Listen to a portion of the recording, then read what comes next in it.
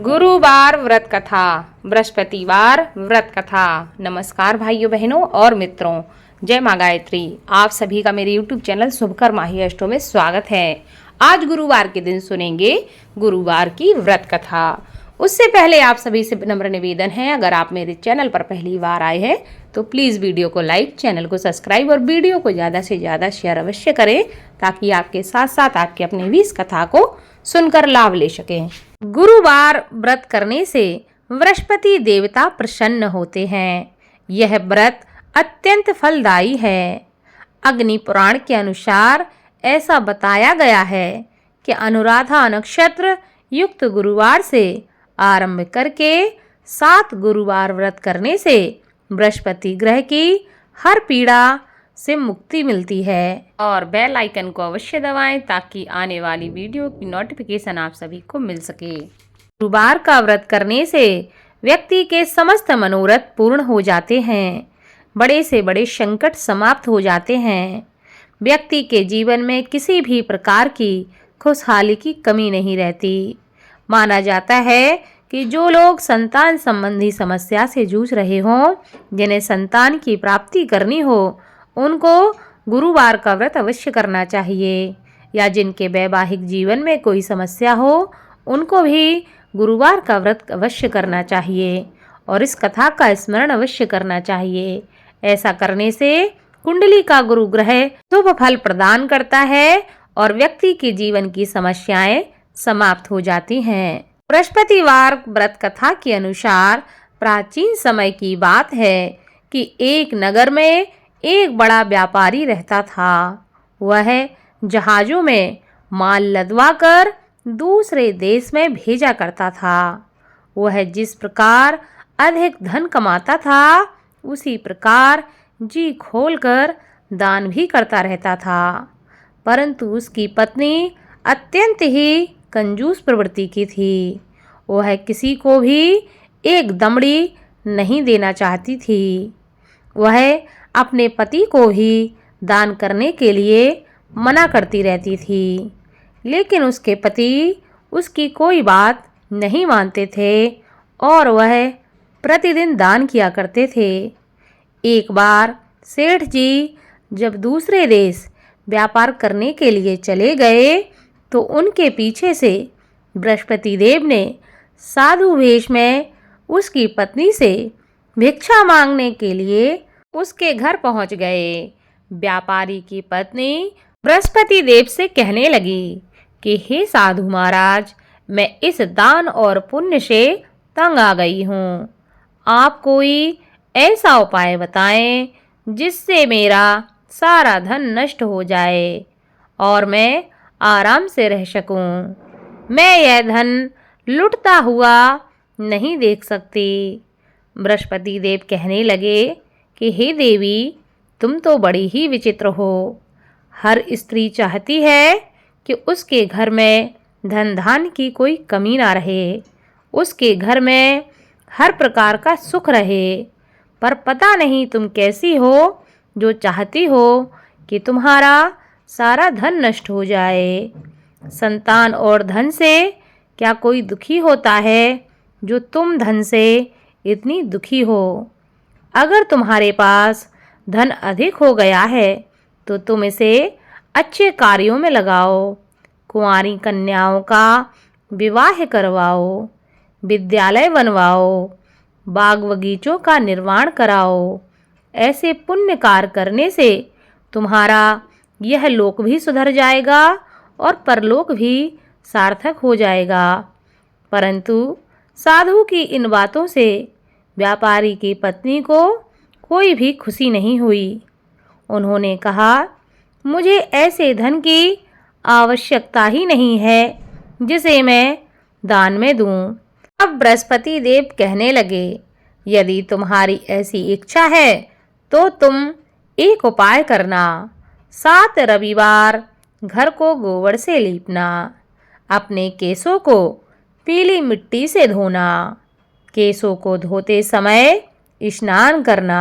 अपने पति से कहना कि गुरुवार के दिन वह दाढ़ी बनाएं, भोजन में मांस मदिरा खाएं, कपड़े अपने घर पे धोना और धोबी को देना। अगर ऐसे कार्य तुम करने लगोगी तो तुम्हारा सारा धन नष्ट हो जाएगा। इतना कहकर बृहस्पति देव अंतर्ध्यान हो गए। व्यापारी की पत्नी ने बृहस्पति देव के कहे अनुसार 7 बृहस्पतिवार वैसा ही करने का निश्चय कर लिया। केवल 3 बृहस्पतिवार ही बीत पाए थे कि उसकी समस्त धन संपत्ति नष्ट हो गई। वह परलोक सिधार गई। जब व्यापारी वापस आया तो उसने देखा कि उसका सब कुछ नष्ट हो चुका है। उस व्यापारी ने अपनी पुत्री को सांत्वना दी और दूसरे नगर में जाकर वह बस गया। वहां वह जंगल से लकड़ी काट कर लाता और शहर में बेचता। इस तरह वह अपना जीवन व्यतीत करने लगा। एक दिन उसकी पुत्री ने दही खाने की इच्छा प्रकट की, लेकिन व्यापारी के पास दही खरीदने के पैसे नहीं थे। वह अपनी पुत्री को आश्वासन देकर जंगल में लकड़ी काटने के लिए चला गया। वहां वह एक वृक्ष के नीचे बैठकर अपनी पूर्व दशा पर विचार करके रोने लगा कि पहले मेरे क्या दिन थे और आज मेरे क्या दिन है। उस दिन बृहस्पतिवार का ही दिन था। तभी वहाँ बृहस्पति देव साधु के रूप में सेठ बनकर उसके पास पहुँचे और कहने लगे कि हे मनुष्य, तू इस जंगल में किस चिंता में बैठा हुआ है। तब व्यापारी कहने लगा कि हे महाराज, आप सब कुछ जानते हैं। इतना कहकर व्यापारी अपनी कहानी को सुनाकर रो पड़ा। बृहस्पति देव बोले, देखो बेटा, तुम्हारी पत्नी ने बृहस्पति देव का अपमान किया था, इसी कारण तुम्हारा यह हाल हुआ है। लेकिन अब तुम किसी प्रकार की चिंता मत करो। तुम गुरुवार के दिन बृहस्पति देव का पाठ करो। 2 पैसे के चने और गुड़ को लेकर जल के लोटे में शक्कर डालकर वह अमृत प्रसाद अपने परिवार के सदस्यों और कथा सुनने वालों में बांट दो। स्वयं भी प्रसाद और चरणामृत लो। भगवान तुम्हारा अवश्य ही कल्याण करेंगे। साधु की बात को सुनकर व्यापारी कहने लगा कि हे महाराज, मुझे तो इतना भी नहीं बचता कि मैं अपनी पुत्री को दही लाकर दे सकूं।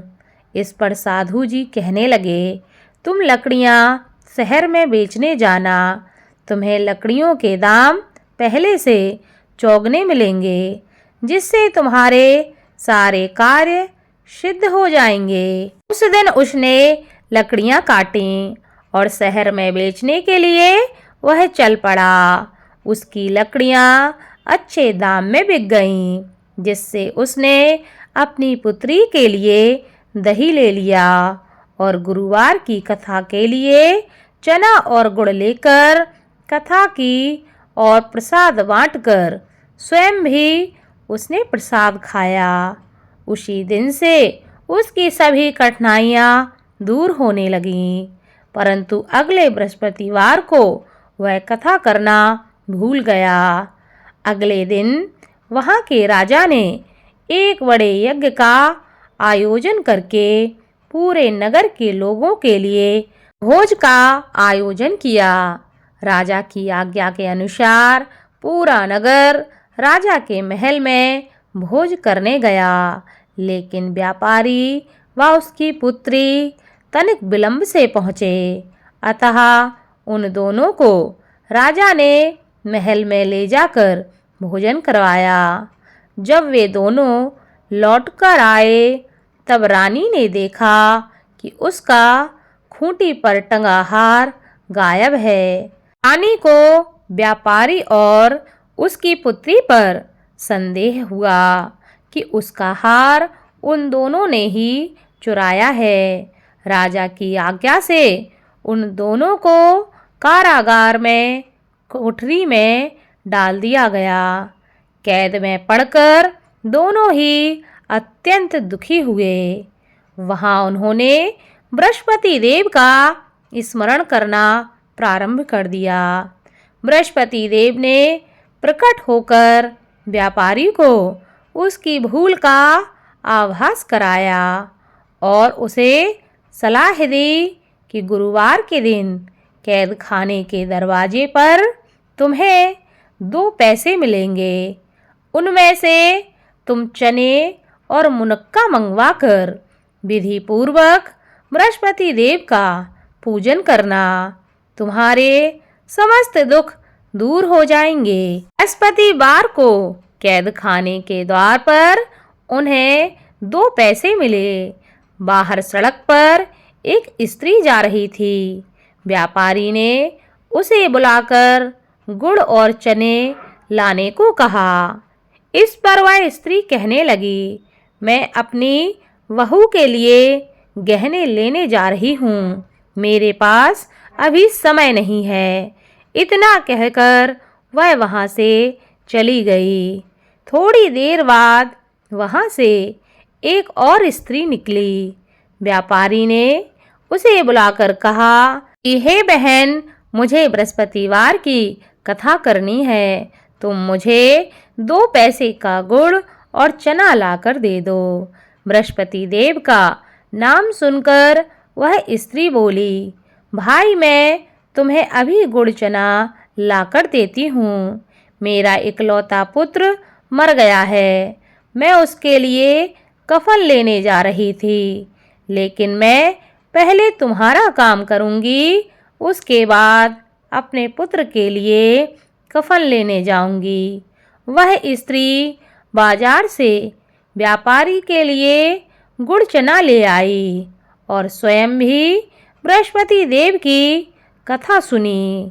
कथा के समाप्त होने पर वह स्त्री कफन लेकर अपने घर पहुंची। घर पर लोग उसके पुत्र की लाश को राम नाम सत्य है कहते हुए शमशान ले जाने की तैयारी कर रहे थे। स्त्री बोली, मुझे अपने लड़के का मुख देख लेने दो। अपने पुत्र का मुख देखकर उस स्त्री ने उसके मुँह में प्रसाद और चरणामृत डाला। प्रसाद और चरणामृत के प्रभाव से वह पुनः जीवित हो गया। पहली स्त्री जिसने बृहस्पति देव का निरादर किया था, वह जब अपने पुत्र के विवाह हेतु पुत्र वधू के लिए गहने लेकर लौटी और जैसे ही उसका पुत्र घोड़ी पर बैठकर निकला, वैसे ही घोड़ी ने ऐसी उछाल मारी कि वह घोड़ी से गिरकर मर गया। यह देखकर स्त्री रो रो कर बृहस्पति देव से क्षमा याचना करने लगी। उस स्त्री की याचना से बृहस्पति देव साधु वेश में वहां पहुंचकर कहने लगे कि हे देवी, तुम्हें अधिक विलाप करने की आवश्यकता नहीं है। यह बृहस्पति देव का अनादर करने के कारण हुआ है। तुम वापस जाकर मेरे भक्त से क्षमा मांगकर कथा सुन लो।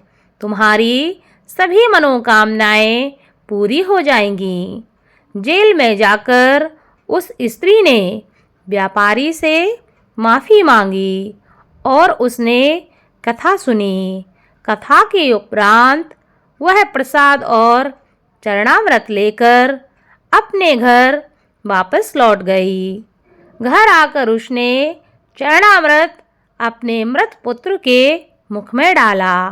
चरणामृत के प्रभाव से उसका पुत्र जीवित हो उठा। उसी रात बृहस्पति देव राजा के सपने में आए और कहने लगे कि हे राजन, तूने जिस व्यापारी और उसकी पुत्री को जेल में कैद करके रखा है, वह बिल्कुल निर्दोष हैं। तुम्हारी रानी का हार वहीं खूंटी पर टंगा है। दिन निकला तो राजा रानी ने हार खूंटी पर लटका हुआ देखा। राजा ने उस व्यापारी और उसकी पुत्री को तुरंत छोड़ दिया और उन्हें आधा राज्य देकर उसकी पुत्री का विवाह उच्च कुल में करवाकर दहेज में हीरे जवाहरात दिए और बृहस्पति देव की कृपा से उनके जीवन के सभी संकट समाप्त हो गए। बोलो बृहस्पति देव की जय।